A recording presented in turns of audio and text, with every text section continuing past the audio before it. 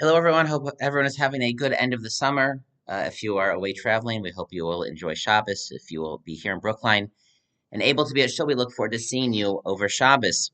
This week's Erev Shabbos videos of our Torah is sponsored by Yaakova Herring and Seth Berman in memory of Seth's aunt, Ray Wolfson, Rivka Bas Avram Aleh Shalom, and Yaakova's aunt, Sylvia Holtzman Sipor Bas Avram Aleh Shalom, whose yortzeits were observed this past week. The Neshama should have an aliyah, and we thank Yaakova and Seth for the sponsorship. As always, the Erev Shabbos videos of our Torah is also a merit for the hostages that remain in Gaza, for the protection and well-being and their speedy release or rescue, as well as for the success and safety of all soldiers fighting on behalf of the state of Israel and the entire Jewish people.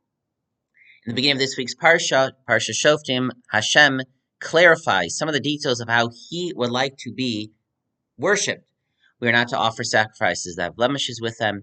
We are not to plant trees near his altar. And also Hashem says, V'lo sakim lecha matzeva. Do not erect a matzeva, a stone monument or memorial, a certain kind of stone altar, even to use to offer sacrifices to me, the single God, creator of the universe. Asher saneh Hashem Elokecha. Do not make monuments that I, Hashem, hate. Such a strong language. There are numerous questions. For example, first of all, what is a matzeva? What is a stone monument? How is it different than a mizbeach? Why does Hashem hate it? And also, we know that the Avos, the stories in the book of Bereshis, Yaakov in particular, they build matzevos. They build these stone memorials, altars. So what could be so bad about it?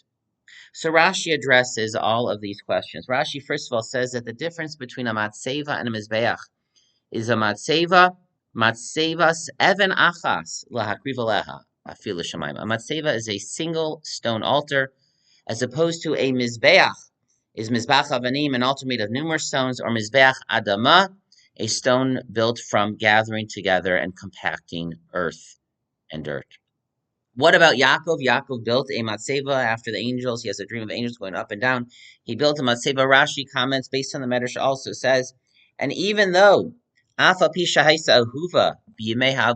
the matzeva was beloved in the days of our ancestors, snua, it has become hated in the days of their children. Why would it become hated? Rashi, again, as most commentaries explain, says, Shahaisachok l'knanim. It had become the custom of the Canaanim, the pagans, to use single stone altars. And therefore, even though Yaakov built single stone altars, once it had become associated with Avodah Zarah, Hashem said, stay away from it, only build multi-stone altars. And while this is a partial explanation, this opens up other questions. Well, why in fact did the Canaanim, why in fact did pagans choose single stone altars as opposed to multi-stone altars? What inherently is the significance and meaning and difference between these two different kinds of stones? The medieval commentaries don't really address these questions, but here, as in many situations, Rav Hirsch offers a thoughtful, profound, insightful explanation of what is the inherent symbolism in these two different altars and does not just leave it to historical accident. Rav Hirsch explains the matzeva, the single stone, is meant to capture the approach to God by worshiping Him as the creator of the world, seeing God in nature. A person would find a massive stone and would set it up as a memorial to God, and that would symbolize God's power, His strength in nature. Or a person would find a particularly beautiful stone and set it up as a sign of the beauty that God creates. This is all in contrast to the Mizbeach. The Mizbeach was an altar made of numerous stones. It was not a creation of God. It was a creation of human beings. And it represented how human beings can build, can improve, can gather together and connect people and things, etc., and make the world a better place. In the days of the Avot, the Torah had not yet been given. Often a person would not have specific instructions or a clear path of what Hashem wanted us to do.